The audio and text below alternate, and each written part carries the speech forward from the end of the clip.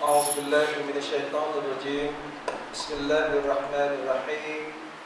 الحمد لله رب العالمين، والصلاة والسلام على أشرف الأنبياء والمرسلين على سيدنا محمد وعلى آله وصحبه أجمعين. السلام عليكم ورحمة الله وبركاته. Terima kasih pada saudara pengurusi majlis, Tuan Imam, Tuan Bilal, AJK Masjid, AJK Surah, Al-Hid Surah, Kota Barisan, tuan-tuan, perempuan, muslimin dan muslimat yang saya hormati sekalian.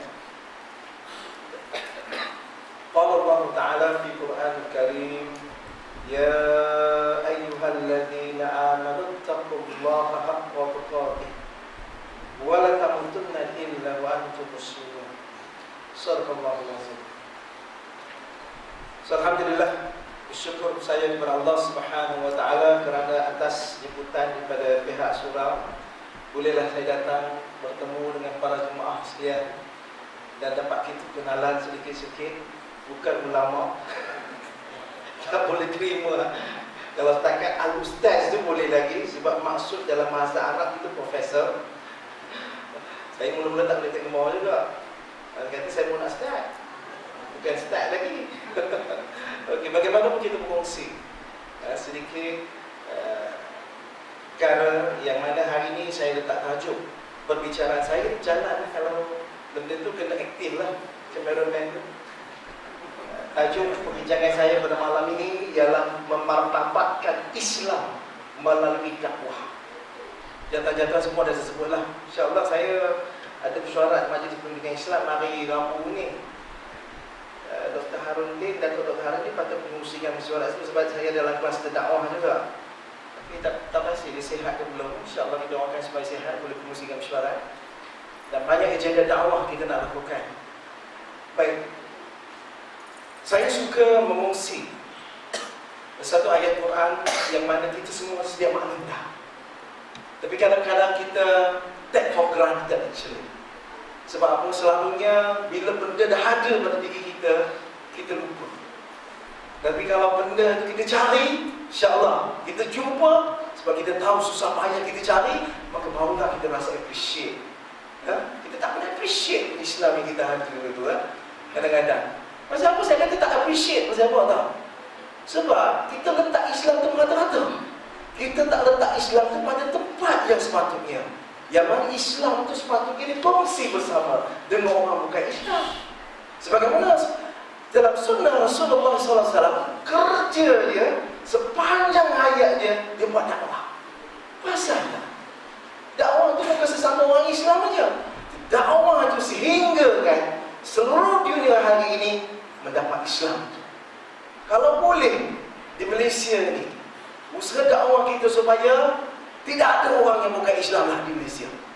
Mampu kan kita buat? Ini satu cabaran untuk ada perbuatan hari ini di sini. InsyaAllah.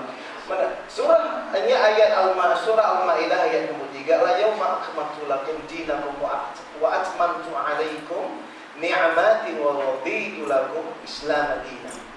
Allah memberi jaminan bahawa Islam yang kita ada itu adalah sempurna. Allah juga memberikan kecukupan dalam sudut nikmatnya kepada kita, iaitu Islam dan iman. Nikmat lain saya tak payah sebutlah. Nikmat lain boleh kita boleh tempian, tapi yang Islam dan iman itu tidak ternilai harganya kepada diri kita. Kalau tidak ada nikmat Islam dan nikmat iman itu sendiri, kita tak tahu hala tuju kita ke mana. Akhirat kita tak tahu apa-apa lah. Kemudian Allah hanya meredai Islam itu agama kita. Dan hakikatnya ramai orang kita tidak sedar bahawa kita ini beragama Islam. Kita patut menghargai Islam yang kita ada dan melaksanakan sebagaimana saudara Rasulullah membuat dakwah itu sendiri. Baik, tuan-tuan dan puan-puan sekalian, dalam beberapa lagi surah, dalam surah Al-Imran ada dua ayat. Ayat 19, sesungguhnya agama yang diredai di sisi Allah adalah Islam. Dua kali disebut Kemudian sekali lagi barang siapa mencari selain berislam, maka orang itu adalah orang yang rugi. Orang rugi. Faham orang rugi? Di sisi Allah kalau rugi itu memang rugi hakikatnya. Hakiki dia rugi. Bukan rugi sikit-sikit lah. Dan kita tahu kita Islam, dan bagaimanakah kita ingin melaksanakan supaya orang kita boleh memartabatkan Islam itu sendiri. Bagaimana? Islam memartabatkan Islam bukan makna kita defensif tau. Orang serang kita serang balik, orang serang balik. No, that is not the way. Itu merosakkan Islam adalah. Sebab nampak Islam ni kasar, nampak Islam ni tak friendly dengan orang.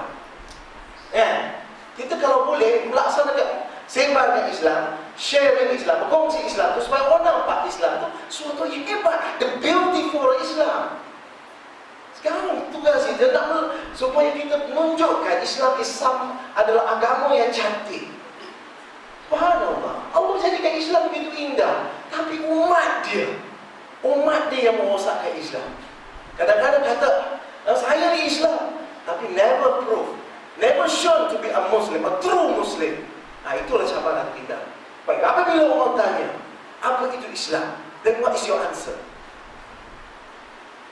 Apa jawapan kita kepada yang non-Muslim? Let's say, if they ask you, what is Islam? What is your answer? Apa jawapan kita? Ya, kita tahu.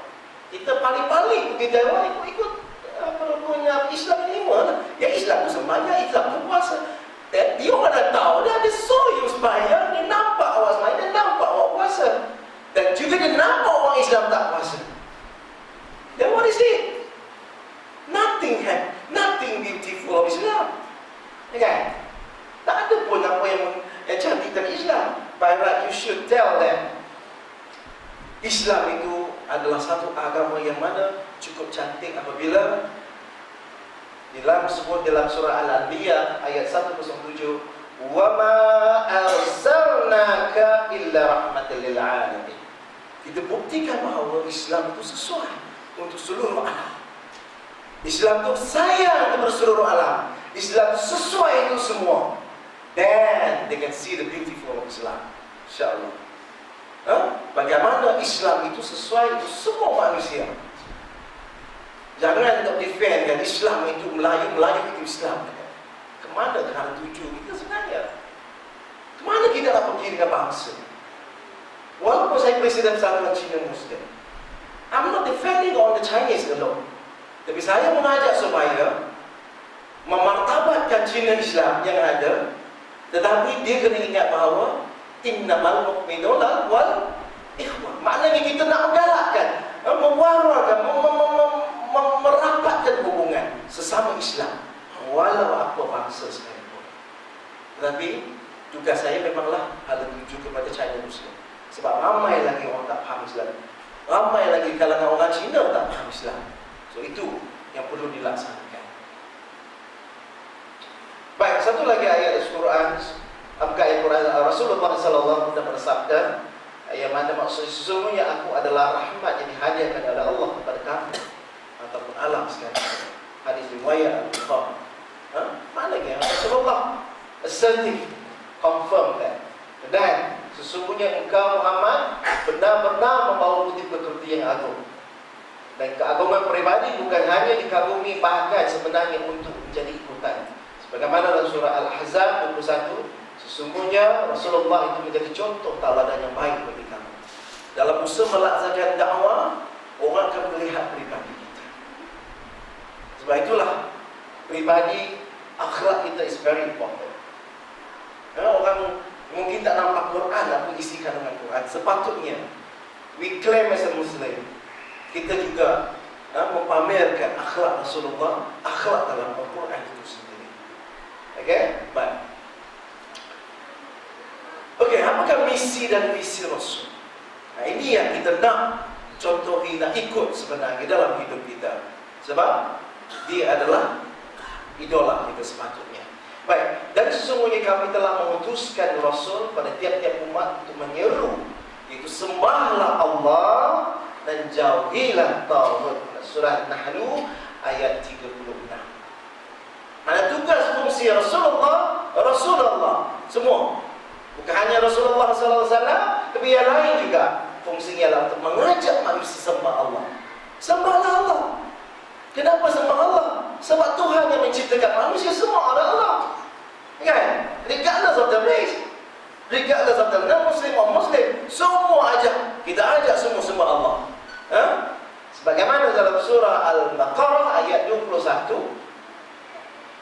baca dalam radio Hakim hari itu, wahai sekalian manusia, beribadahlah kamu beribadahlah kepada Tuhan kamu yang telah mencipta kamu dan orang-orang yang terdahulu daripada kamu, supaya kamu menjadi orang yang bertakwa. Supaya menjadi orang bertakwa. Maknanya Allah Subhanahu wa taala memerintah kepada semua manusia, sembah Allah. Jadi dalam konteks ini saya suka bertanya, Tuhan yang menciptakan manusia Islam itu siapa? Dan Tuhan yang mencipta manusia yang bukan Islam itu siapa? Dan apakah Tuhan yang menciptakan yang bukan Islam dan Islam itu sama? What is your answer? Siapa yang mencipta manusia yang beragama Islam? Manusia Islam atau orang Islam? Allah Subhanahu wa taala. Itu semua kita terima. Tapi siapa yang mencipta manusia yang bukan Islam? Allah juga. Dan siapa Tuhan manusia? Allah lah. Then why sometimes it balik sebenarnya fundamental why sometimes kalau mereka mengatakan Tuhan mereka Allah, then we try to argue sehingga kan letakkan dia tak faham untuk cakap Allah langsung. Then adakah kita mengatakan bahawa Tuhan mereka bukan Allah? They have a different God than us? Na'udzubillah min zalik. Itu syirik. Seolah kita kata ada dua Tuhan. Satu Tuhan orang Islam, satu Tuhan bukan Islam. Kan? Kita tak perasan kadang-kadang. Saya kadang-kadang cukup sedih apabila ada orang Islam kata demikian. You're not supposed to say Allah. Terangkan kepada dia, who is Allah? Then they can accept. Dari sudut ketuhanan mereka tak jelas. They don't understand. Yang kita faham, dia kena terang. Jangan simpan dalam poket kefahaman kita itu. Okay? Dan inilah dakwah sebenarnya. Kita jangan dakwah dari sudut benda yang susah-susah pemikiran. Sebab itulah dalam ayat seterusnya Allah suruh kita fikir kejadian alam itu sendiri merupakan suatu kekuasaan Allah. Kan?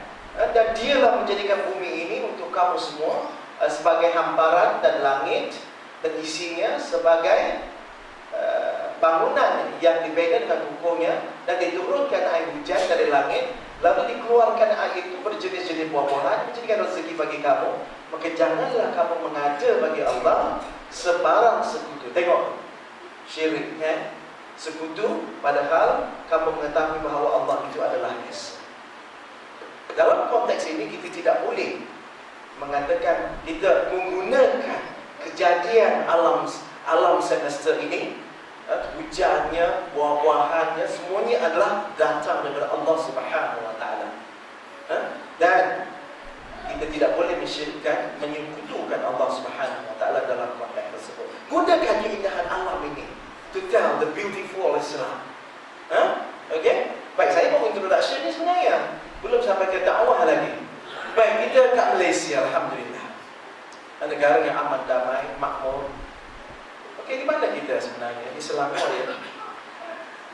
Dan Malaysia ini diberikan rakyatnya yang berbilang kaum. Okey, kita tahu lah semua tu. Yang ini Cina, yang ini Melayu, yang ini India. Kita tahu kan? Because we can differentiate them, isn't it? Okey? Dan kenapa Allah jadikan macam itu ya? Nanti saya tanya balik. Kalau kita lihat kepada statistik ya, populasi penduduk di Malaysia, di Selangor ini kita ada 5 juta. 5 juta orang ini, this is not the latest one, this is 2010. Alright? Tetap kita ambil ini sebagai panduan untuk kita lihat populasi kita. Dan Bumi Putra sebanyak 58 atau 59 kita letak. China ada 24%, India 13%. Okey, kalau kita lihat seluruh Malaysia kita sebenarnya ini statistik 2010, statistik 2015 sudah pun mencapai 30 juta penduduk Malaysia. Daripada 30 juta ini 71% adalah Bumi Putra, 21% China, dan India adalah dalam kurang 65%. Okey, baik, saya zoomkan pula dari segi agama. Dari segi agama, Islam hanya 60%. Walaupun Bumi Putra di Malaysia ada 70%. Maknanya not all Bumi Putra is Islam lah. Okay? Baik, Buddhism about 19%, Christianity 9%, Hindus 6%, Confucius 2.6%. Right, ini dari sudut agama. Kemudian saya ada zoom dari segi bangsa pula. Malaysian Chinese. Malaysian Chinese ada 6.1 juta. Okay, ini tahun 2000 is very old data, but still valid for us untuk dilihat dari segi statistik. Saya lamsamkan Buddhism, Taoism, Confucius, ancestor worship, semua ini dia claim as a Buddhist. Macam dulu saya juga, I pun tak pernah practice the real Buddha punya teaching. Tapi we all claim as a Buddhist actually. Okay, it's about the majority, 75.9%. Taoism, ya ada Taoism, 10.6%. Christianity is about 10%. And the Chinese Muslim in Malaysia is only 1%. Kalau dulu it's about 60,000. Now the population of the Chinese Muslim in Malaysia is about 80 to 90,000. Quite big number juga kan. Tapi scattered all around Malaysia lah. Kalau Mak-Mak kan, dia ada 19 cawangan, 17 cawangan yang aktif di seluruh Malaysia. Saya ni tadi pun mau balik daripada Kuching sampai airport pukul 6.30 tadi. Dari sini. Saya ada AGM di sana. Alhamdulillah saya bagi ceramah dan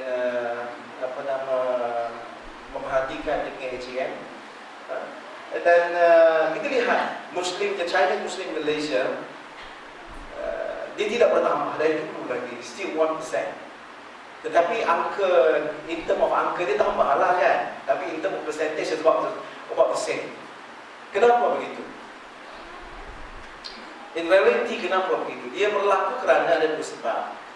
Pertamanya, dia sebagai seorang Cina, dia menjadi Islam, tapi generasi kedua dia tak Cina dah. Ada jadi Melayu pula dah.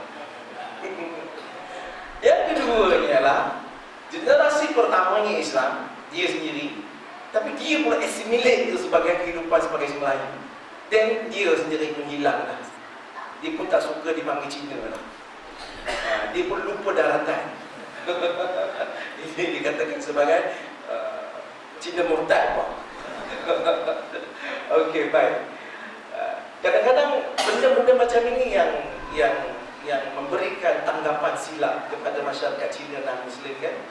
Oh, kalau Cina ni masuk Islam semua jadi Melayu. Jadi wrong perception. You're giving the wrong message to them. In fact, kadang-kadang pun di kalangan masyarakat Melayu pun serupa juga nak kata yang Cina salah. Hak yang memang dah Islam pun silap juga. Silap ni maknanya we tend to ask them to pakai baju Melayu, everything seemingly look like a Malay totally. Then dia pun dah selesa macam tu lah. By right, they can practice their own culture, they can practice their own original name. Semua lah tak apa makanan dia semua. Everything selagi dia halal ataupun syariah compliant kan. Okey, orang suka yang modern punya wording lah, ataupun halalan thayyibah sekarang. Okey, baik.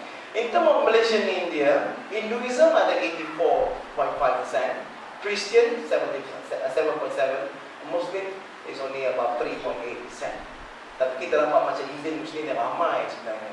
Tapi sebenarnya, you go better check properly. Those mamak, kedai mamak, they are not really Muslim.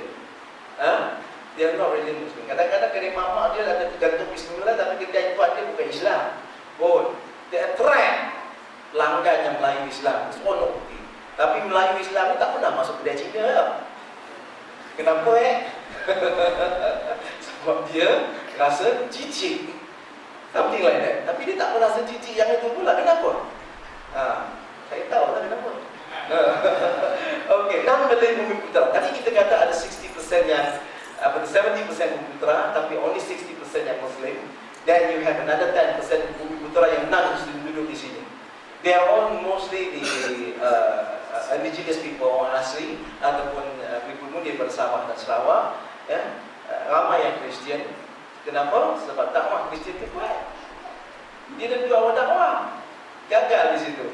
And then Muslim is about 36.3. Alhamdulillah. Ini ramai juga, tapi tak cukup. The folk religion is about 7.3. So sekarang kita dah tahu statistik kita, the Muslim in Malaysia is about 60%.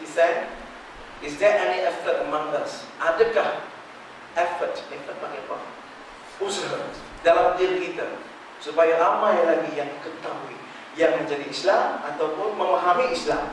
Lantas Allah memberi hidayah, maka dia dapat Islam. Ada tak usaha kita sharing Islam with the non-Muslim? I don't want your answer tonight, but you ask yourself, have I done that job actually? Saya sudah buat ke tidak? Kalau belum, buatlah sesuatu. Dan saya dakwah ni saya pecah kepada dua bahagian. The first one is dakwah Islamiyah. The second one is dakwah Islahiyah. Apa maknanya dakwah Islamiyah dengan dakwah Islahiyah itu? Basically dakwah Islamiyah adalah dakwah keluar. Keluar maknanya bukan suruh keluar negara. Tak. Menyampaikan Islam kepada yang belum Islam. That's the simple. Nampak kawan-kawan kita belum Islam, tahu nak bawa Islam. Tapi kita dibuka suku mulut nak cakap what is Islam. Kalau Islam tu cantik, kenapa kita harus malu? Kadang-kadang kita takut. Kalau kita cakap Islam, rasa lagi dia lari, tak tanya kawan kita. That is the wrong reason. Semua tanya. Sama everybody ask me the same question. Apa mereka tak kawan? Tak adalah. You know, when they become Muslim, not because of us, they blame us actually at that time. Betul. Dia marah balik kita. Kau tak pernah cakap Islam tak? Nasib baik aku jumpa. Dan macam mana tu? Menyesal tak sudah-sudah kan? Sebab ada peluang tak pernah nak buat. Ada peluang tak pernah usaha. Tak pernah ambil that challenge. Tak pernah ambil that opportunity. Kemudian ialah dakwah Islam. Islam ialah pembaikan. Kita baiki. Dari sudut itu menyampaikan Islam yang sudah Islam. Macam kita buat aktiviti hari ini, program dalam surau, dalam masjid, kalangan orang Islam, itu Islahiyah. Okay? Dan membaiki diri kita supaya kita menjadi Muslim yang sejati. Di samping itu kita menjadi Islam yang soleh. Islam soleh maknanya kita baik. Bukan untuk kita saja. Kalau boleh tingkatkan diri kita kepada insan yang Muslim. Maknanya Muslim itu maknanya ialah dia bukan hanya untuk diri dia menjalankan kebaikan, tetapi dia juga mengajak manusia lain yang Islam untuk menjalankan kebaikan. This is Muslim. Alright? Sebab itulah soleh dan Muslim sekali. Baik, apakah hukum dakwah? Hukum dakwah saya tak mau cerita lah. Memang kalau ikutkan banyaklah yang mengatakan wajib. Tak wajib dah, sampai ke tahap wajib. Dan saya nak kita lihat dari segi prinsipal, dari segi nasyarah.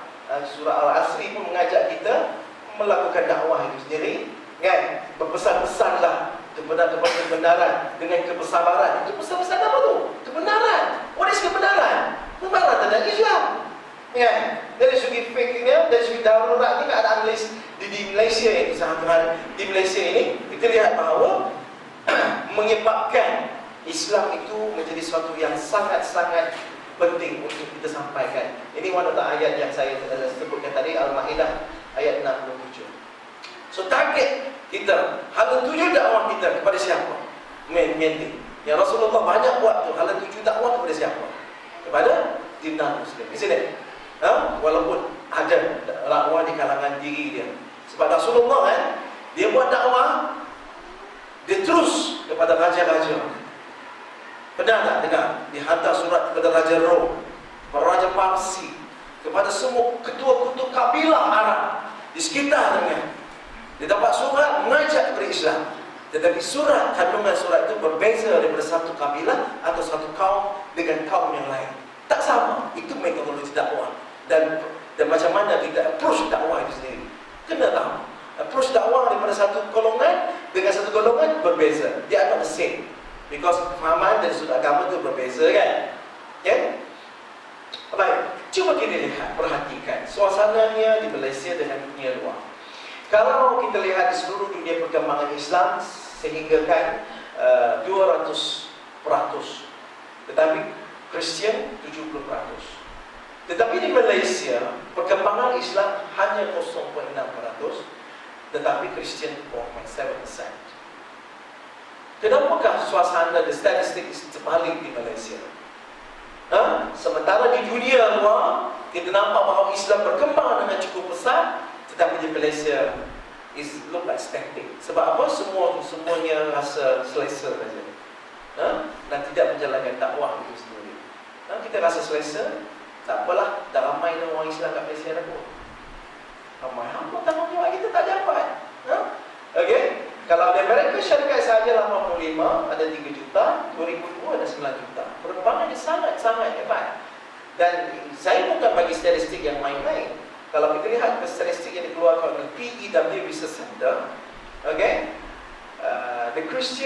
the rate of growth of the Christian as compared to the Muslim laju sikit lah.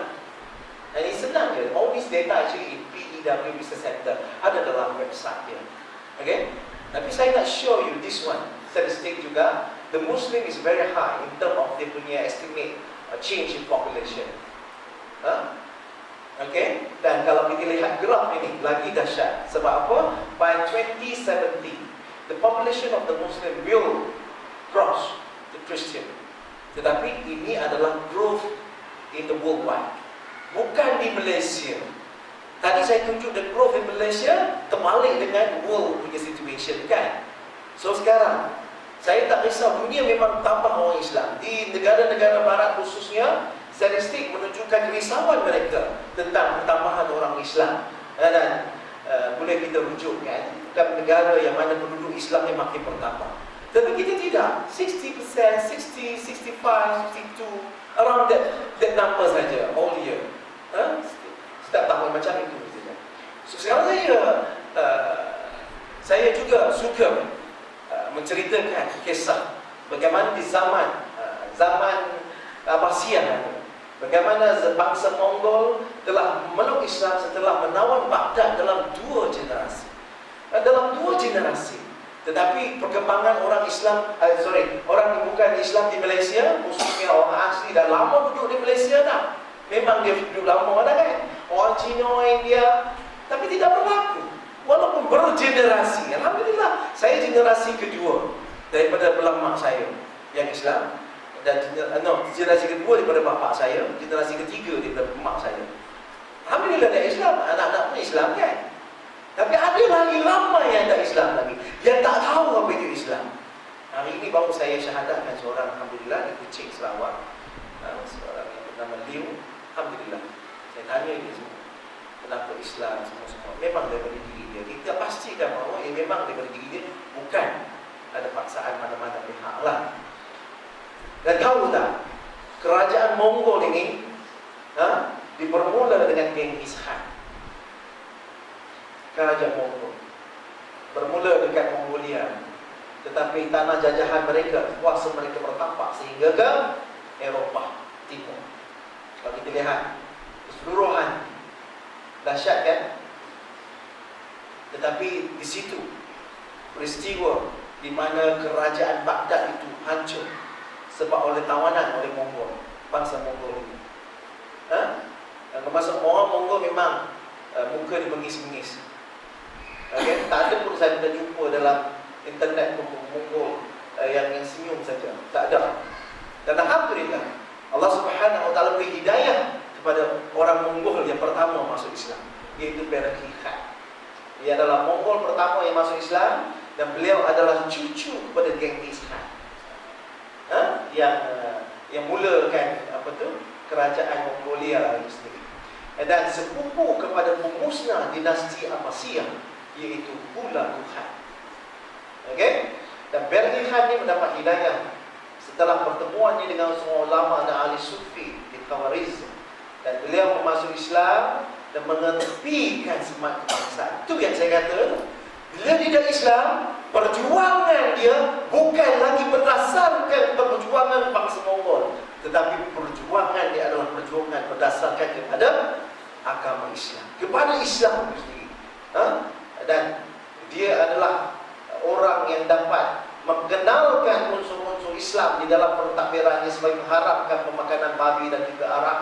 Dan diriwayatkan juga beliau mencadangkan supaya penyembelihan binatang pun dilaksanakan secara Islam, supaya apabila di Islam ramai lagi yang ikut di Islam, supaya ramai lagi dapat menikmati makan secara halal di situ.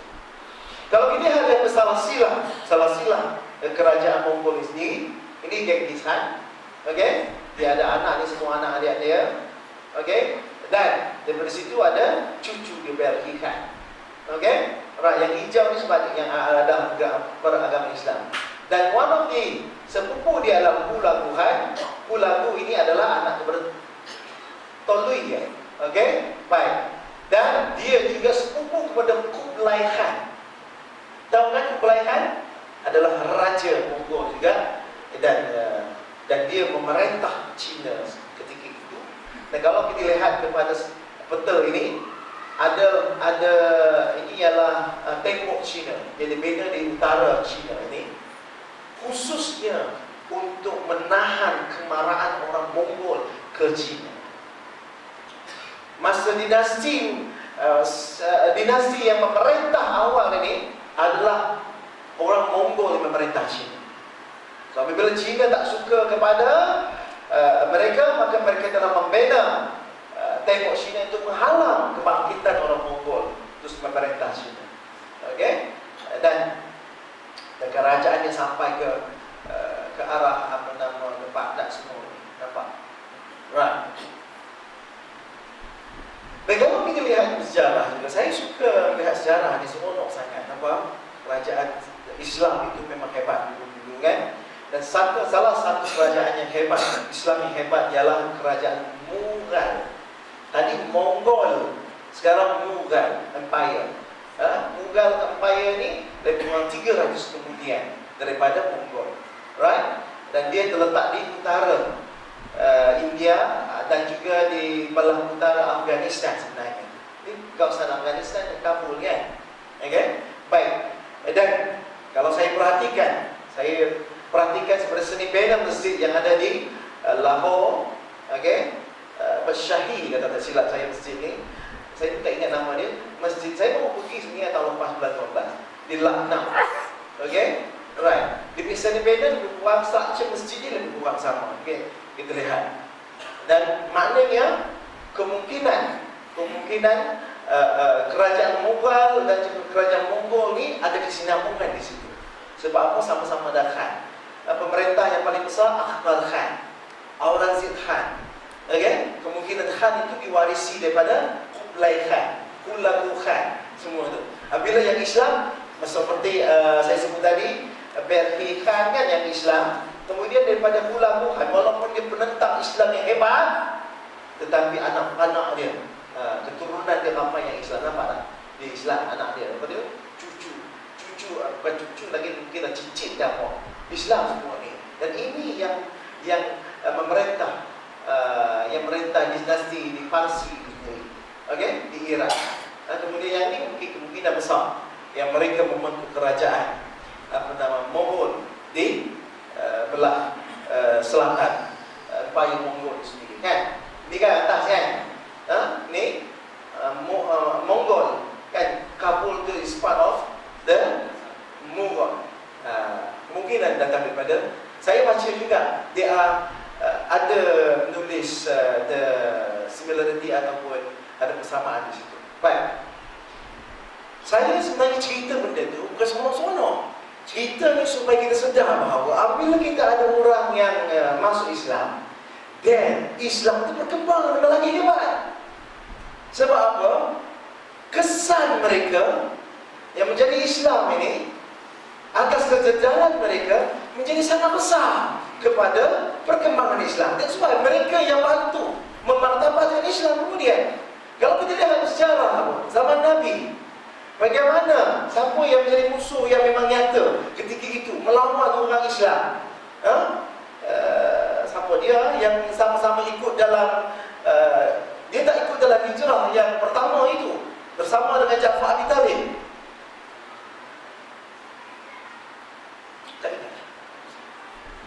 Tetapi dia adalah wakil kepada raja atau pembesar Quraisy. Okay, something like that. Apa dia? Sekali lagi. Yes.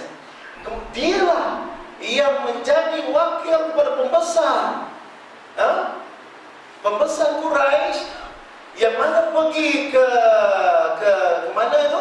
Ke Habsyah itu, memujuk Raja Najasyi supaya pulangkan orang Islam kepada dia, kepada orang Mekah. Kerana dia kata orang ini telah derhaka kepada orang Mekah. Sebab itu dia kata kena pulangkan. Dia itu siapa? Dia itulah orang itu. One of them, ada 2 orang. Dia perintahkan supaya balik. Tetapi Raja Najasyi orang yang adil. Dia dapatkan maklumat daripada dia, kemudian dia tanya balik Ja'far bin Talib dan dia bandingkan. Akhirnya dia membenarkan orang Islam itu, walaupun ditawarkan dengan barang emas banyak kan, kamu balik. Aku tak nak semua. Dan akhirnya dia pun Islam. Sebab banyak dialog yang berlaku di antara dia dengan Ja'far bin Talib. Apabila peristiwa, bagaimana kita tahu Islam? Peristiwa apabila Nabi salat ghaib di atas berita kematiannya. Baik, alhamdulillah. So kenapa kita perlu buat dakwah? Sebenarnya banyak sebab kenapa kita perlu buat dakwah. Sebab latar belakang asing yang tak faham tentang Islam, ramai yang keliru dengan media, keliru dengan Islam sendiri. Yang betul Islam tak bagi contoh. We didn't show a good example to them actually. Macam mana kita nak good example? Puasa kena naik kereta jenazah sebab tak puasa. Okay? Boleh saya berhenti sebentar untuk azan.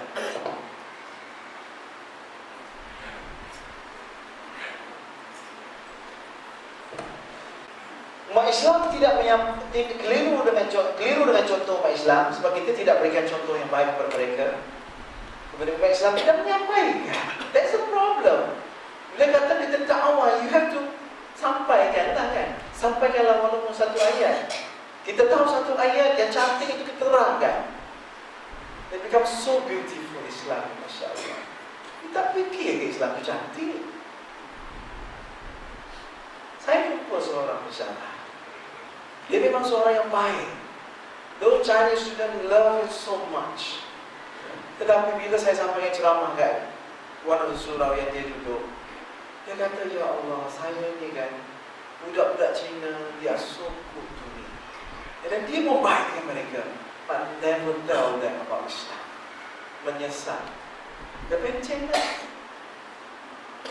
So sebelum pencen, sebelum ada lagi kawan-kawan, ada lagi jiran kita, tell them. Gunakan kelebihan yang kita ada. InsyaAllah bagi kita kelebihan semua. Sebab kita tak tahu di mana kelebihan kita. Sebab kita tak explore. We never explore. What can we do actually? Helping Allah. Ya ayyuhallazina amanu in tansurullah yansurkum wa yuthabbit aqdamakum. Apa maksud dia? Wahai orang-orang beriman, bantulah Allah. Bantulah agama Allah. InsyaAllah Allah akan bantu kita. Dan Allah bagi jaminan, Allah akan meninggikan martabat kita, kedudukan kita dunia dan akhirat. Itu Allah bagi jaminan. Kita mesti risau kan? Takut Allah tak bagi apa-apa ke kita. Kita jangan fikir macam itulah. Baik, ada dah sebagian. Kita bukan saja tidak menyampaikan, soalan pun tak jawab. Kadang-kadang orang tanya, apa itu Islam? Tak payahlah awak tahu apa itu Islam. Kau sibuk-sibuk kenapa? Jagalah agama kamu. Pulang. Marah lagi pula macam itu. Dan Nabi sendiri dah tahu Islam, awak tak cerita macam mana? Tell them. Kongsikan kebenaran Islam. They want to know about Islam. Kadang-kadang kita menghalang dia. Nak masuk masjid tak boleh, semua tak boleh. It's happened to me actually. Myself, my own experience. Nak masuk masjid tak lagi. Saya ingatkan saya saja tak mau cakap saya Islam dulu. Timur-timur mata sempit nak macam mana? Tak Allah jadikan saya mata sempit, bukan saya minta pun. Baca balik surah Al-Hujurat, dia tak tahu semua ni. Al-Hujurat 13 kata apa? Allah jadikan berbagai bangsa, berbagai puak. Untuk apa? Untuk berkenal-kenalan. Salah ke kita dijadikan Cina pun? Salah. I'm happy to be a Chinese. Sebab Allah menunjukkan kuasa dia. Surah Al-Rum ayat 22. Antara kekuasaan, tanda-tanda kekuasaan Allah Subhanahu wa taala ialah apabila dia mencipta langit dan bumi dan mencipta manusia dengan berbagai bahasa dan berbeza warna kulit. Itu tanda kekuasaan Allah Subhanahu wa taala. Jangan kita nafikan. Terhaka kita kepada Allah Subhanahu Wa Taala. Okey? Dan dalam usaha kita menjalankan dakwah, saya dah kata tadi dah, teknik, kaedah yang berbeza satu kumpulan dengan kumpulan yang lain. Kalau kita nak dakwah kepada orang yang beragama Buddhis lain dengan orang yang Kristian, kan? Berbeza. Sebab Kristian dia share a lot of similarity dengan kita. Patutnya kita pun tahu apa fundamental of the Christian faith, supaya mudah kita menjalankan dakwah. Sebab itu benda yang senang, cuma kita kena tambah ilmu kita supaya dia menjadi lebih lancar. Okay? Baik. Saya nak tukar persepsi kita. Nanti kita lihat gambar-gambar ni, ya. Gambar ni senang kita tengok. Kalau kita terus gambar-gambar ni, kita kata apa? The first impression kita tahu. Dia orang apa? Orang Melayu betul, sebab dia pakai baju Melayu, samping semua, kan? Dan biasanya orang Melayu kita kata apa? Islam. Tak salah, kan? Betul. Dan dalam situasi di Malaysia memang betul. Okey? Dan kita lihat kumpulan yang ini pula. Kita kata apa? Ni orang apa? Cina lah. Bunyi pun lain. Yang ini pun tak Cina ke Jepun macam tu lah, Korea ke macam tu lah, kan? Ini kena mamai, kita kata apa? Dia bukan Islam. Apakah Allah menjadikan Cina itu bukan Islam? Orang Korea itu bukan Islam? Adakah? Allah sebenarnya boleh mampu menjadikan semua orang Islam. Tapi ayat Quran mengatakan bahawa dia saja tak mahu jadikan semua Islam. Dan kita tak adalah peluang menjalankan dakwah. Di mana contribution kita kepada agama Allah masa itu? Simply Allah tak mahu jadikan semua Islam. Dia boleh buat, kan? Kenapa Allah jadikan semua lahir-lahir Islam? Kenapa? Think about that. Dan orang Cina ni, dia selalu tahu mahu Cina. Kongsi-kongsi, kita nampak dia, kongsi-kongsi lah. Dan how about those yang kita nampak di sini? Kita kata mereka ni non-Muslim? Tak Islam? Boleh tak kita kata mereka, dia ni Cina ni tak Islam pun, hakut pula. Tak sampai hati kita nak kata Islam lagi. Kenapa tak sampai hati? If dia Muslim lah. Nak kata kot buat apa? Ini Haji Adamli, pengurusi Makmah Selangor. Haji Sofian, ya, pengurusi Makmah Negeri Sembilan. Datuk Dr. Fadil Chia, pengurusi Makmah Ipoh, yang baru diberi watikah pelantikan sebagai pengurusi Masjid Cina Ipoh atau Masjid Muhammadiyah di Taman Kasih Jaya Ipoh. Baru hari Jumaat lalu dapat watikah daripada Tuan Sultan. Okay? Right? Dan ini ialah Ustaz Hafiz timbalan pengurusi Makmah Ipoh dan merangkap di timbalan pengurusi Masjid Cina Ipoh. Dan inilah merupakan kali pertama masjid di Malaysia ditakbirkan oleh Cina Muslim. Alhamdulillah. Dan masjid itu memang seni bina Cina pun. Kalau orang Melayu takbir jadi pelik pula ada. Tapi dia tidak akan pelik apabila kita ada ikhwan. Mana kita ada persaudaraan Muslim. Sama-sama kerja. Bukannya tiap-tiap minggu di luar masjid pegang sepanduk kata orang Cina tak boleh takbir masjid. Orang Cina tak boleh takbir masjid. What is this? Orang Cina yang bukan Islam tengok orang kat situ buat demonstrasi pun malu kita terjadi. How come the Malay don't support the Chinese? You are Muslim. Dia pun heran, kan? Awak ni sama dengan Islam, tapi kenapa ada demonstrasi seperti ini? Apa? Kan? Something wrong is there. Mana kita tidak ada lagi perasaan mukmin itu bersaudara, regardless of race. Perjuangan bangsa itu nak ke mana sebenarnya? Tak ke mana. Allah hanya redha perjuangan Islam, bukan bangsa pun. Dan tidak ada kelebihan untuk orang yang Arab dengan orang bukan Arab pun, kan? Nabi sebut macam itu. Daripada ke all Muslim, ini ialah Haji Syarin Loh. Pada dengar restoran Haji Syarin, rata-rata ada 22 cabangan di seluruh Malaysia. Ini ialah Brother Alfred yang merupakan AJK Makmah Melaka. Yang kita tak sebut nama, pengenalan. Yang ni Haji Effendi, Bendahari Mahkamah Kebangsaan. Dan ini ialah seorang lagi toke. Saya tunjuk toke-toke je. Sebab China Muslim bukan sembarang orang. Okey, Haji Muhammad Chan, restoran Haji Muhammad Chan. Ada kat Bangi, ada dekat Rawang, adalah dekat 10 cawangan di situ. Dan dia adalah operate anak-anak dia. Alhamdulillah dia mau Islam juga sebenarnya. Tahun lepas dia dekat haji. Okey. Dan bila dia Islam, isteri dia Islam, anak-anak semua Islam. Alhamdulillah. Dan dia menjadi simbol kepada restoran Cina Muslim di Malaysia. Kedua-dua ni talking. Kan? Kalau tak ada susah kita nak cari Chinese Muslim food juga kan? Saya pun susah nak cari. Saya rindu juga makanan Cina. Sebab saya tak kerti masak semua. Ada yang boleh kita buat sendirilah. Tak boleh buat, kena cari. Okey, baik. Alhamdulillah dia menang berbagai anugerah. Ini yang ayat saya sebutkan tadi. Berbagai bangsa wujudannya lita'arafu. Kemudian surah Al-Rum tadi 22 tentang kekuasaan Allah yang menjadi.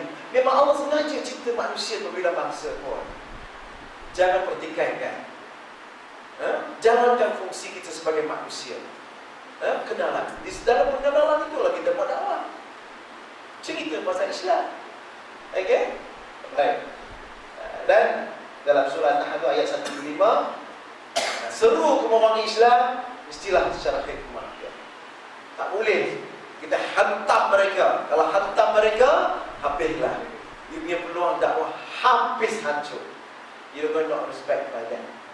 Tak akan dihormati oleh mereka selama-lamanya. Sebab itulah, jangan konten mana-mana bangsa. Tak ada manfaat dia pun apa-apa. Okey? Kadang-kadang kita nak menyampaikan Islam, tidak ada hikmah dalam jalannya Islam. Menakut-takutkan adalah. Takkan tadi kan tak mau cerita pun, kita takutkan orang. Contohnya takut kalau lelaki kena potong. Memang satu agenda yang cukup kita rasa seronok lah. Bila masuk Islam kita kata potong. Kena potong ke belum? Kalau tak potong tak boleh sembahyang. Tak boleh saf utama ni. Nanti kita punya saf terputus. Oh, dahsyat betul. Habis dia pun terpaksa lah mu'allah kan. Terpaksa duduk belakang macam anak-anak jadi ni. Itu keadaan penyampaian Islam kan tak betul. Scary. Scary, menakutkan orang. Gambarkan Islam tu susah. Kau tahu tak Islam ni kena sembahyang 5 waktu tau. Dia sanggup ke buat 5 waktu? Sebab dia tak sanggup. Pasal apa dia sembahyang 3 kali je sehari. Pasal apa subuh Malaysia dia tak buat dah. Dia takkan-takkan kadang-kadang asar pun tinggal. Pasal dia mungkin zuhur dia buat. Asal kadang-kadang maghrib ialah kadang-kadang maghrib dia pergi surau, kadang-kadang tak. Masa maghrib dia pakai baju Melayu. Baju Melayu tu dia pergi disco juga. Tak ada makna dia kata. Nothing. Kadang-kadang kan, most of us actually kalau pakai baju Melayu ni kan, tidaklah. Faham? Dia actually giving them some macam impression seolah-olah dia ni Islam yang baik lah, something like that. Well, baju tetap baju lah, iman tetap iman. Kita tak ada kaitan antara baju dengan iman lah. Tapi harap-harap memakai baju yang baik-baik ini, insyaAllah iman dia baiklah, tingkat baliklah. Alright. So kadang-kadang hanya ritual saja. Mana ritual yang kita nampak. Orang Islam memang pergi sembahyang, ramai pergi surau, memang pergi masjid. Tapi apa kita Islam saja. Dan di luar sana dia tak cerminkan Islam. Apabila rasuahnya di sini, penipuan di sini, curi di sini. Apa indah Islam? Tapi sebab orang Islam tu yang tak mencerminkan Islam. That's the problem. Kalau kita ada kereta yang cantik pun, hebat pun, kalau pemandu dia buruk, tetap buruk kereta itu di sisi pandangan masyarakat. Sebab dia bawa kereta dengan tak berhati-hati, bawa kereta dengan ganas. Orang pun takut tengok kan. Begitu juga Islam. Kemana umat tu nak bawa Islam? Di situlah. Orang akan nampak Islam tu dengan umat dia dulu, bukan kitab dia. Sebab dia tak nampak kitab dia. Unless kita bagilah. Bagi ke dia. Oh, tak baca habis pun. Itu pun nak bagi kitab, kita question banyak. Dalam dia ada ayat Quran lah, hafal lah. Macam-macam lah. Kita ambil mudah lah. Jangan ambil susah. Fikir terlalu kompleks. apa langsung. Okay? Kemudian banyak larangan dalam hidup. Kau tahu tak, ke Islam tak boleh buat ni, kau tak boleh buat tu, semua tak boleh buat. Nampak susah lah nak jadi Islam. Kalaulah seorang yang memang kaki minum lah, tiba-tiba dia kata nak Islam, then what you should say? Kita nak kata apa? Kau tak payahlah Islam, kau minum je banyak. Macam apa kau cakap? Jahat mulut orang. Kalau dia dapat hidayah Islam, biarlah dia Islam. Dan kita bagi syarat pula. Kau kena stop minum tak? Ya betul lah, orang Islam memang haram minum. Dan mungkin dia nak stop totally, it's not at the same time. Ada satu masa semua berhenti. Bukannya kita buka suis lampu ni, tik jadi hitam, gelap, tik jadi terang. Macam itu, tak. Realiti ni bukan macam itu. Realiti macam mana? Islam turun macam mana? Islam diturunkan macam mana? Perbaikan. Dan arak bukan diharamkan daripada ayat hari pertama Islam diturun. No. Arak turun haram bila? Masa di Madinah tu. Bukan di Mekah. After how many years? Belah-belah tahun juga kan? Then what do you expect untuk yang mu'alaf yang memang kuat minum punya? Dan suddenly dia nak stop minum. Memang susah. Kan? Tabiat dia. Nak buat macam mana? Dan kita cakap nak elok lah. Bukan tak ada kaedah, ada kaedah. Suruh dia kurangkan hari by hari, day by day. InsyaAllah dia akan rasa tanggungjawab dia untuk mengurangkan. Hari ini mungkin sebelum ni 10 gelas satu hari, contohlah. Dan tomorrow minum 9 gelas saja. Ataupun suruh dia minum 5 saja. Jangan totally stop. Kalau stop tak boleh. 5, lepas tu 3, 4 dan 3, then totally gone. InsyaAllah dengan perlahan-lahan. Macam orang mu'alaf nak suruh dia semayang. Hari ini sebelum zuhur dia syahadah.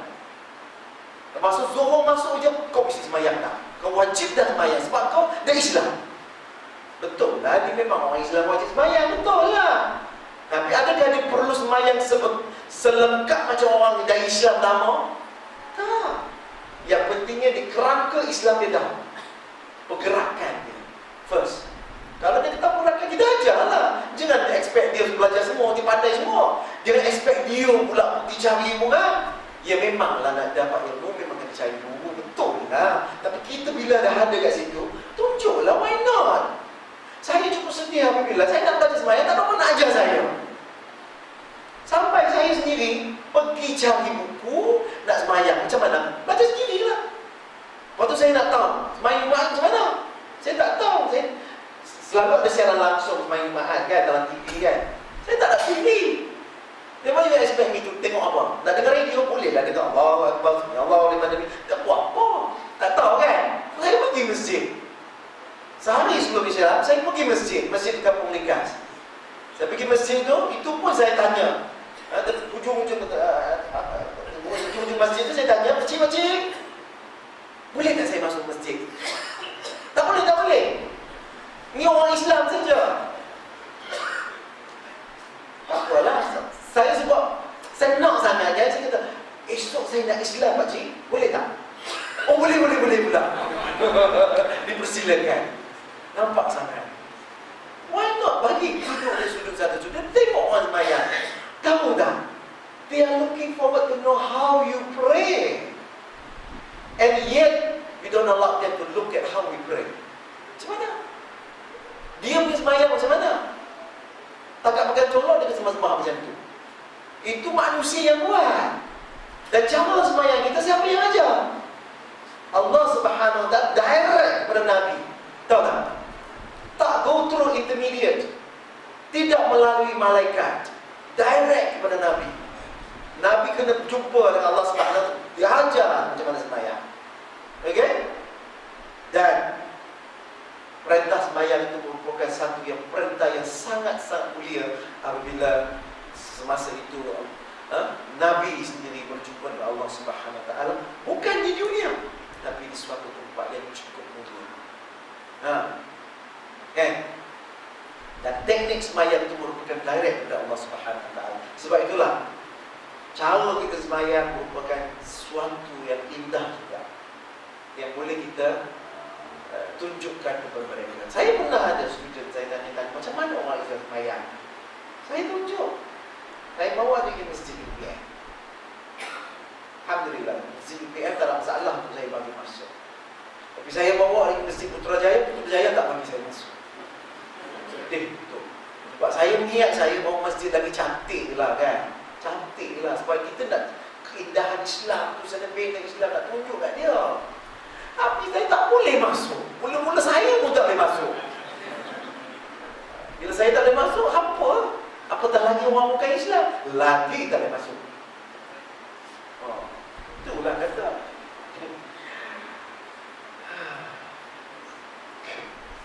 Kemudian patutnya mindset kita melanggar dakwah ialah kita sayang. Sebab kasih. Sebab itulah yang ditunjukkan oleh Rasulullah sallallahu alaihi wasallam apabila dia ingin melaksanakan Islam, mengajak orang kepada Islam. Lihat Islam itu rahmatil lil alamin. Kasih dan sayang, rahmat itu kasih sayang. Bukannya ni tak boleh buat tu, tak boleh buat, no. Tak boleh buat ialah tahap takwa kita kepada Allah Subhanahu wa taala. Kan? Allah suruh kita puasa pun la'allakum tattaqun, takwa. Itu belum lagi. Sebab itulah kita sebab kasih kepada Allah Subhanahu wa taala, kita kasih apa yang tak ada Allah. Kasih kita. Kesian. Kita tak tahu lah, orang ada perasaan macam tu tak? Saya kesian kadang-kadang. Kesian sangat. Kadang-kadang dia ni baik, penderma, tapi dia bukan Islam. Kadang-kadang dia baik, dia tolong kita. Kita susah, dia lah yang tolong kita dulu. The non-Muslim help us first. Yang Islam pun tak kisah. Tapi dia yang tolong kita. Tapi kesian kan? Dia tak Islam. Kalau kita cerita lah, Islam tak apa.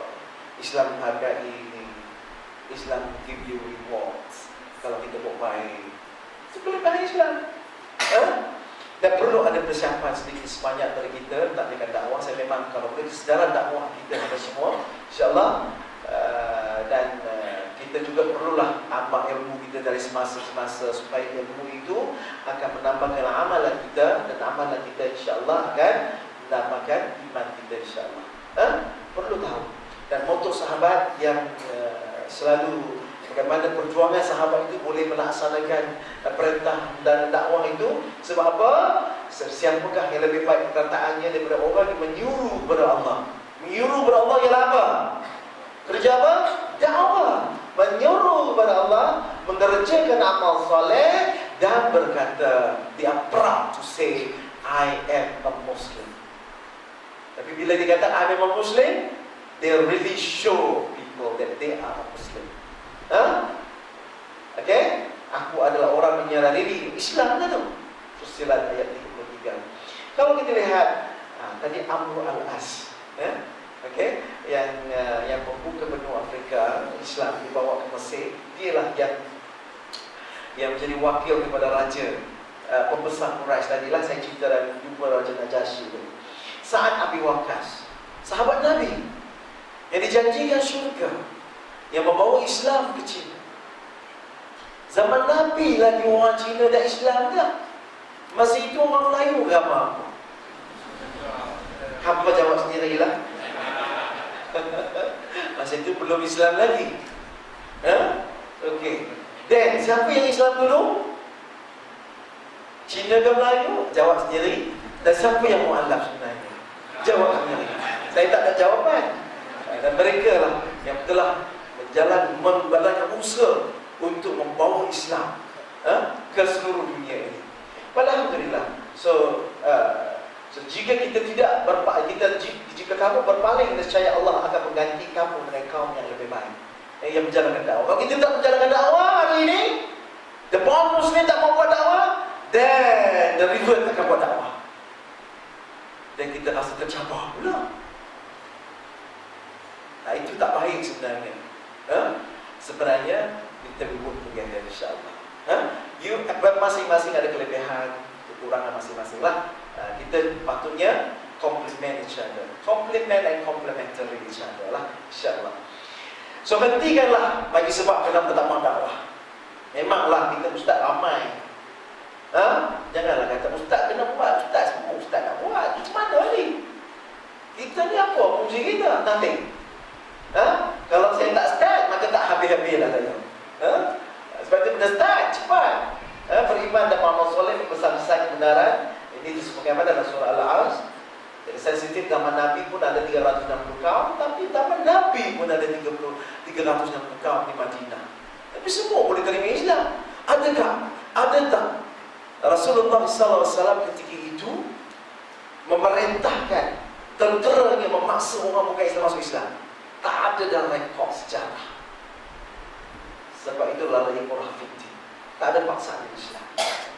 Tapi ada orang Islam menggunakan ayat itu untuk diri dia. Lalu orang penting dia kata. Padahal itu ayat untuk siapa? Kau dah Islam kau mesti buat. Kata sebenarnya kau tak ada lah. Tak boleh paksa pasal bermain. Buku aku kata macam tu. No, itu pemahaman serong. Okay? Zaman Nabi pun ada ramai kaum, tapi mereka masuk Islam akhirnya melihat berakhlak Rasulullah SAW.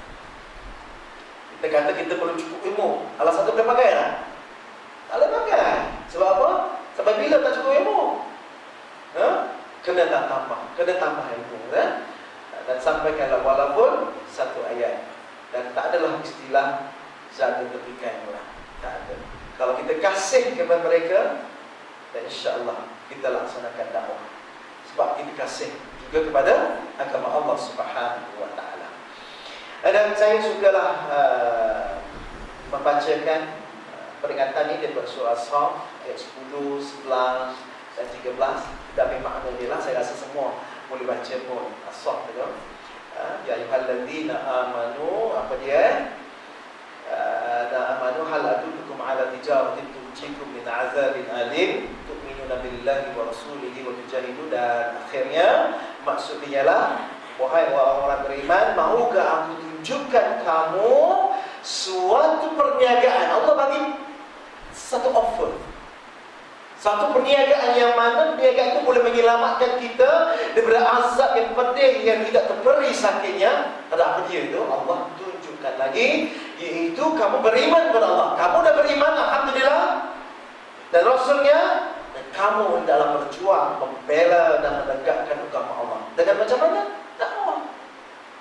Macam mana Allah tegak Islam kena tertegak kalau umat Islamnya pun tak sedar diri, tak tahu tanggungjawab dakwah? Macam mana? Dengan harta dan benda, bukan diri dia saja, harta benda dia pun dikorbankan kerana Allah Subhanahu wa taala, dan jaminan Allah Subhanahu wa taala akan mengampunkan dosa-dosa dan masuk dia ke dalam syurga. Dan itulah orang-orang yang memang untuk dapat syurga adnan, iaitu kemenangan yang cukup besar bagi dirinya. Okay? So apa lagi? Jangan ayo kita tangguh-tangguh lagi. Kita akan buat dakwah. Alright, tuan-tuan dan puan sekalian, insya-Allah. Dan inilah beberapa gambar saya tunjuk selling banner masjid Seri Cina yang ada di Malaysia. Ini belum taraf masjid lagi, surau yang ada di Rahang Negeri Sembilan, Seremban, Kompleks Asadah, yang ada Pakoda, selling banner pun Cina lah. Kemudian ini masjid ni awal lagi dah ada dah. Tok Guru dah fikir dah benda ni. Tok Guru ni Aziz, dia dah fikir dah benda ni. Pentingnya ada seni banner yang ada masjid Cina ni. Di banner. Masa itu di rantau panjang bukan ramai Cina pun, saya dah pergi dah. Okey? Baik. Tapi kenapa idea itu datang? Menunjukkan Islam itu universal. Inilah masjid Cina Ipoh yang saya sebutkan tadi. Alhamdulillah. 25 hari bulan Mac mencatat sejarah, mereka terima watika pelantikan. Ini ya, terima watika untuk mentadbir masjid ini. Daripada 16 orang, saya nampak 10 orang semua ada bin atau binti Abdullah. Kan dulu orang Cina masuk Islam semua kena bin Abdullah, binti Abdullah, masuk saya lah. Tapi lepas saya ubah, saya tak mahu.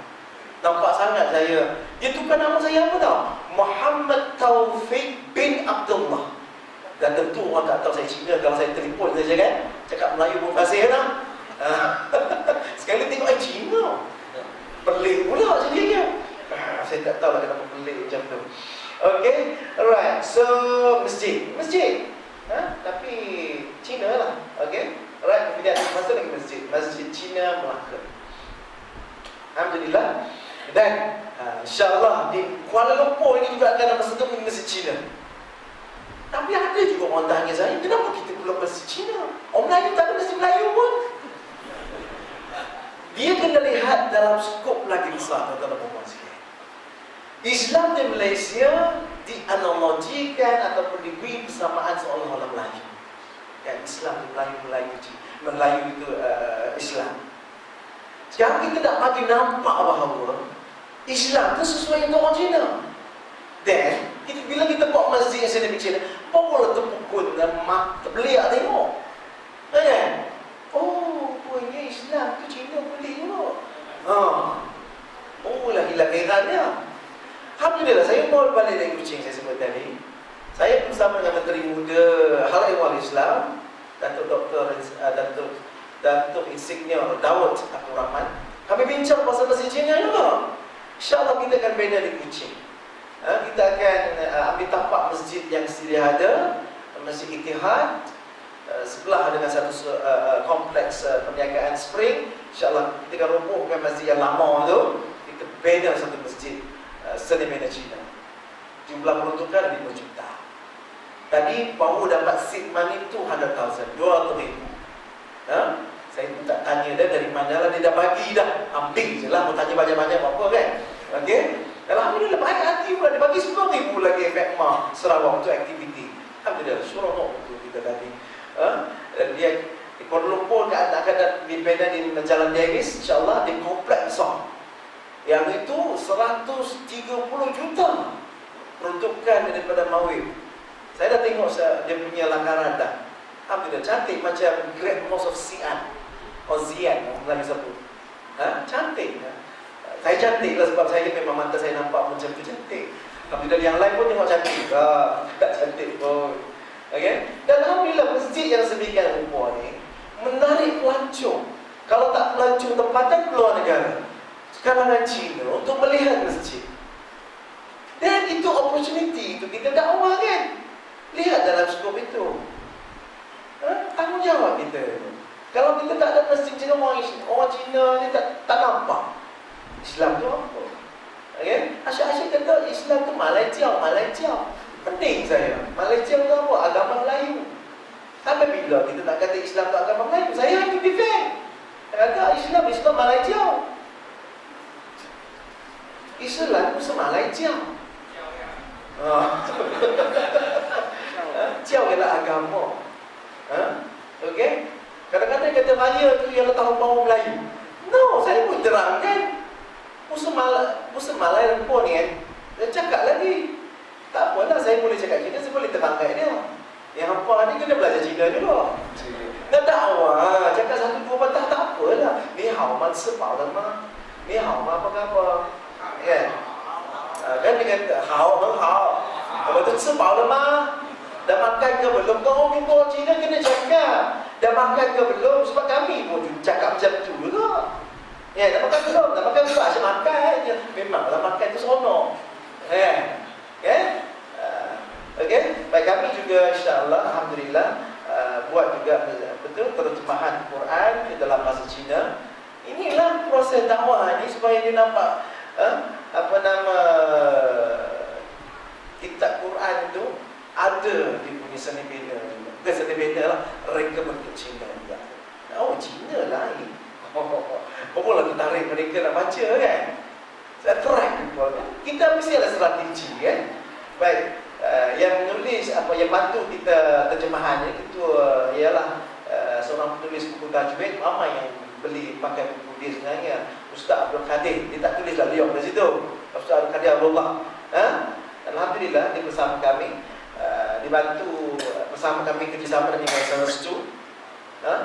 Projek kami tengah mematikan. Okey, dan pengurus ialah Brother Daniel Hakim Boy. Okey.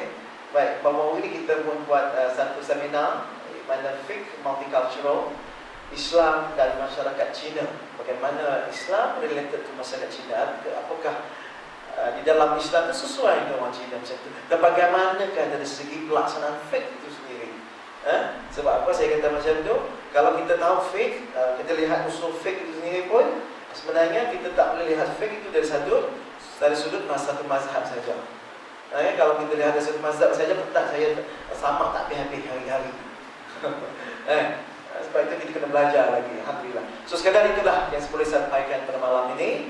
Dan saya mohon maaf sekiranya terdapat silap salah kasar bahasa. Dan saya akhiri dengan wabillahi taufiq wal hidayah. Assalamualaikum warahmatullahi wabarakatuh. Ada soalan nampak? Boleh ke? Silakan. Assalamualaikum warahmatullahi wabarakatuh. Assalamualaikum. Terima kasih awalnya bagi Tak tercabar kan? Sebab ada orang terasa tercabar. Tak ada sebenarnya. praktikal yang masyarakat Malaysia ni. Di religinya, macam mana pelaksanaan Islam di Malaysia ni, orang Melayu punya ramai, tapi orang masyarakat Cina mesti kurang. Sedangkan masyarakat Cina tu ditentukan, dialah buka kedai tutup, dialah buka pub, dialah buka kedai judi, semua macam. Jadi macam mana cabaran untuk masyarakat Cina untuk mengubah keadaan tersebut? Sebab bagi saya pelaksanaan Islam di Malaysia ni dia akan rumit kerana masih banyak masyarakat Cina ni menguasai ekonominya, menguasai dan perubahan masyarakat Cina ni tak besar. Jadi perlu juga satu kekuatan mengubah masyarakat Cina untuk mempercepatkan akan pelaksanaan Islam di Malaysia. Kita jangan ubah orang, kita ubah diri kita. Saya kata kenapa kita orang yang lemah? Sebab kita lemah. Dia kenapa dia kaya? Sebab dia berusaha. Allah memang maha adil di situ. Bersifat rahmat. Merahmati kepada semua manusia. Fitrahnya, kalau dia rajin, dia dapatlah. Kalau kita malas, tak dapat. Itu je. Tapi kalau kita memang nak menguasai ekonomi, orang Islam kena menguasai ekonomi. Bila kita menguasai ekonomi, kita lawan dia. InsyaAllah kita menang. Masalahnya, kita pun hidup segan dan tidak mau. Masalah. Dan kita bangkitkan pula yang berkaitan antara tonton semua tu. Maknanya kalau dia buka tonton, buat kedai yang bagi kita haram, bagi dia halal. Dan kalau boleh, kita jangan ganggu perniagaan mereka. Seperti dalam perintah menyembah Tuhan pun. Kita tak boleh menghina sembahan mereka. Tak boleh menghina Tuhan-Tuhan yang mereka sembah. Ayat Quran ni. Nah, kalau dia melakukan sesuatu yang tidak, walaupun melanggar dari prinsip syariah, tetapi dia tidak menggunakan alat itu untuk memusnahkan orang Islam, then go ahead, saya kata. Cuma kita orang Islam kena jaga kita lah. Siapa nak jaga kita? Kita. Kalau kita nak ubah diri kita, kena ubah kita. Allah tidak mengubah nasib kita, melainkan kita. Sebenarnya apa-apa saya kata dia datang daripada diri kita. Sebelum kita salahkan orang lain, apakah kita orang anak murid kita punya orang Islam mencuri sebab orang Cina? Apakah orang Islam kita yang minum arak sebab Cina? Sampai bila kita nak salahkan dia orang? Tak. Saya ni usaha dakwah kita. Dakwah sama ada Islam dia atau Islam ini kita tak cukup lagi. Walaupun program dakwah kat TV macam-macam ya, dengan dai macam-macam kan, tapi sebenarnya dia hanya untuk konversi diri. Dakwah itu belum lagi turun ke akar umum masyarakat. Ramai orang tak tahu lagi. Ramai orang tak kenal Islam, sesama Islam pun. Sebab itulah usaha dakwah mesti berjalan. Program masjid, kita jangan harap orang datang masjid saja. Kita kalau turun, kita kena cari. Macam orang kita nak jual barang, kita kena cari pelanggan. Jangan pelanggan cari kita, memanglah susah. Melainkan kita dah hebat, memanglah orang cari kita. Tapi kalau orang tak hebat lagi, kita kena cari orang. Dan saya setuju, kalau boleh usaha itu kita tidak menyalahkan orang mana-mana pun. Saya hanya setuju bila kita melaksanakan, memperhebatkan lagi usaha dakwah kita, merhebatkan lagi ekonomi di kalangan orang Islam kita, barulah orang nampak Islam yang hebat. Kalau kita ni semua orang miskin saja, mana orang nampak Islam yang hebat? Masuk Islam miskin, kan? Sedih betul kan? Siapa nak masuk Islam kalau semua orang Islam miskin? Sebab itu saya nak highlightkan orang Cina yang Islam tu hebat-hebat. Tapi sebenarnya bukan untuk lawan kepada orang lain, tak. Kita sama-sama hebatlah, insya-Allah. Okay? Baik, terima kasih. Ya. Pertama kali saya tengok gambar masjid tu, besar-besar. Besar-besar masjid dia. Signboard. Yang lain tak boleh. Oh, mungkinlah. Saya ajak orang maaf. ya. Okay, insya-Allah saya minta dia buat signboard lah kalau orang tunjuk Melaka dekat dengan stadium Hang Tuah, tak jauh. Sebelah dengan stadium Hang Tuah. Ha? Saya pun tak tahu tempatnya. Stadium Hang Jebat. Yes. Kita orang kita buat tulis kan. Saya tak pasti ada tulis dia tidak, tapi saya tahu saya terlibat dengan pelaksanaan pembinaan dia lagi daripada awal, insya-Allah. Setakat ni dia mana? Saya Setakat ni dia orang macam buat. jemaah dia. Jemaah dia ramai, saya pun tak tahu berapa ramai. Saya pun jarang pergi. Tapi dapat saya maklumat lah, alhamdulillah. Hari ini pun dia ada kelas duha. Kelas duha ada 2 penceramah, satu penceramah Melayu, satu penceramah Cina. Yang Cina tu Islam lah. Tak dirangkan daripada UK kan, insya-Allah. Ada program berterusan insya-Allah. Ya. Masjid tu, nampak masjid tu dah ada kan. Misalnya nampak komplek lagi banyak betul. Komplek dia hafal, masjid dia tak hafal. Betul. Makan lepas tu pergi masjid kan. Betul tak? Walaupun masjid surau besar pun, kalau hari gerak tak tahu itu tak. Itulah. Tapi sebenarnya perlunya ada masjid-masjid yang sedemikian rupa. Masjid India, orang India buat orang itu India kan. Cina buat itu supaya dakwah itu khususnya dakwah saja, tak ada apa-apa pun. Bukan nak tunjuk Cina ni hebat, tak ada. Cuma kita nak melihatnya bahawa masjid itu keperluannya dakwah. Bila ada masjid pelik-pelik sini benda ni, orang tak terbayang lah. Ya, maka ada rombongan datang melawan. Masa itulah kita buat tour masjid. Tour masjid, cerita pasal Islam. Bagaimana semayang. Kenapa semayang macam ni? Kenapa seni bina masjid macam itu? Okey? Baik, saya kata sekali hari ini sajalah untuk malam ini. InsyaAllah ada peluang lagi saya datang lagi insyaAllah. Sekian. Assalamualaikum warahmatullahi wabarakatuh.